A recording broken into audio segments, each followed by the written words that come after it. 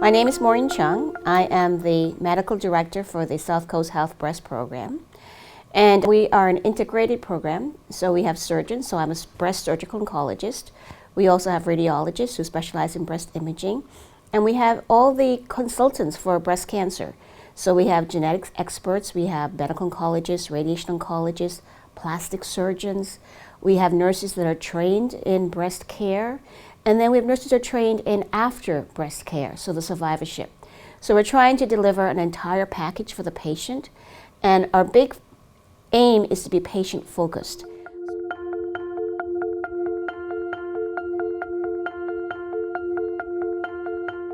So when we say patient-centered, we think back 20 years. If a patient had a problem, they went to one doctor, they went to another doctor, then another doctor. And often there wasn't communication between the different doctors. So the poor patient had to explain, I'm here because.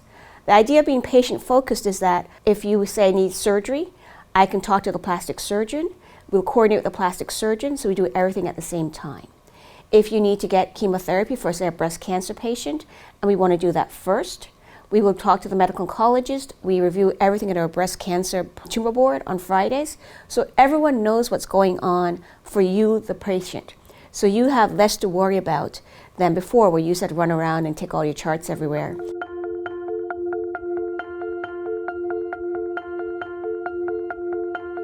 So one of the things we know, if you look at the data from the American College of Surgeons, is that 85% of cancers are diagnosed and treated in the community.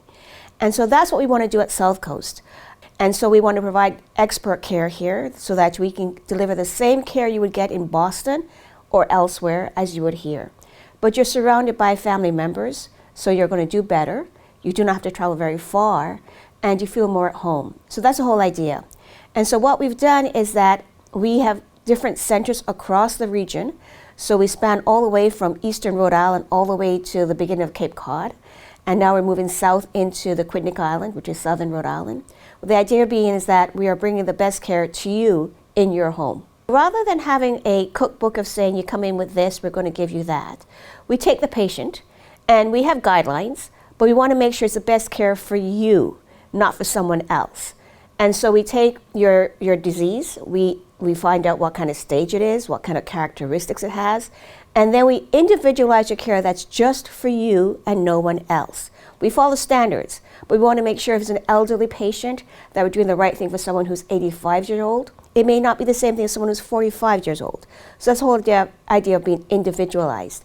And we have all these tests that allow us to really pick apart the cancer so that we know that before a lot of patients got chemotherapy who did not need it. And now we know those who need it will get it. Those who don't need it will get something else. That's the whole idea between individualized or personalized care. And then we also know that we come from different backgrounds. So yes, you may be female. Yes, you may be 45, but someone may not speak English. So we want to make sure that we have the care that you need in a language that you understand. So we want to make sure that we can get over those barriers.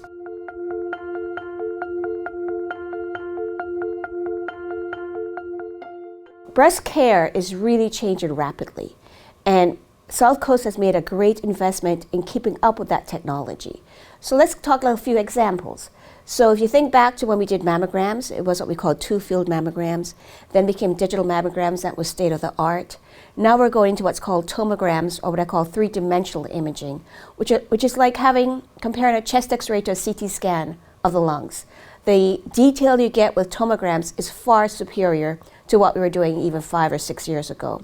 So we made the investment in that, and now every center has tomography or 3D mammograms, but we also invested in being able to biopsy those lesions that we can only see by 3D imaging. That's where we are now. We're continuing to get better and better. So I think in the near future, we're going to go to the next step where you'll actually have what's called contrast enhanced tomography, which I think will be here in the next couple of years. But as we find smaller and smaller cancers, we also want to make sure we individualize the treatment. So for example, for radiation, we used to give radiation over 6 weeks, then it became 4 weeks. Now we can give radiation to the right patient over a day and a half. That's pretty phenomenal when you think about only a few years ago when we were treating people over 6 to 8 weeks. That's the kind of investment we've made at Southcoast, and we're going to keep pushing the envelope. So the next thing we're pushing is that what's called, it's hard to say, oncoplastic surgery. So basically, is we're combining the oncology or the cancer work of surgery with our plastic surgeons to give you great outcomes. Now that can be as from something like doing what we call nipple-sparing mastectomies, where we're removing the breast tissue and then reconstructing the breast afterwards, which gives you phenomenal results. But also, if we have someone with, say, a large breast and we want to take an area out, we can do a breast reduction at the same time as taking their cancer out, and they also have a great result. So we really work closely with the plastic surgeons to get the best care for our patients. And then after we do all that, we want to make sure that the patient doesn't have some of the sequelae or side effects from our treatments.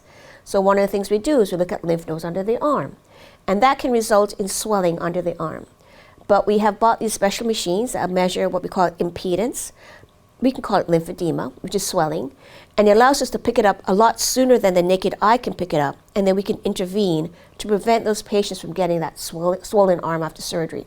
So that's the whole idea what we want to do. We want to minimize our treatments, but we want to make sure they're accurate and right for the patient and minimize the morbidity of what we're doing to you.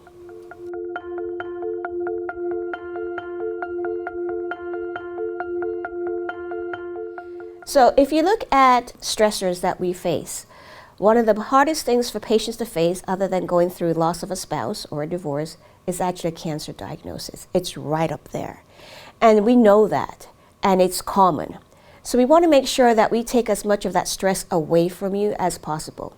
We have what we call nurse navigators, and their sole job is to get you through that journey. So the work philosophy of this department, I would say, is that it's very emotional. I call patients every day to tell them that they have breast cancer or that everything is fine.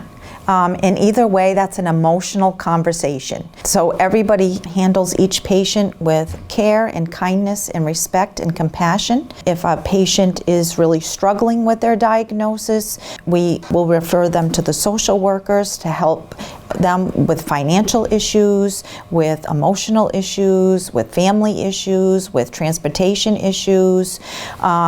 We have an excellent breast cancer support group that meets 3 times a month, and we encourage patients to participate. They can participate either through Microsoft Teams or in person so that it's convenient. They're at home a lot of times on their couch with their pets, so that helps to provide that emotional support with them, for them having their pets with them, as well as talking to other members, other patients that have had a similar journey or are going through similar experiences.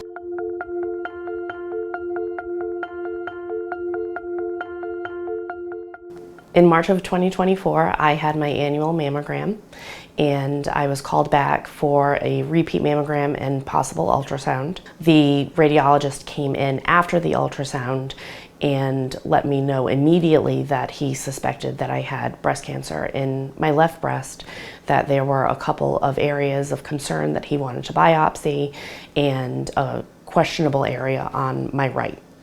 In April, I met with Dr. Chung, and I then had 2 biopsies done at the breast center.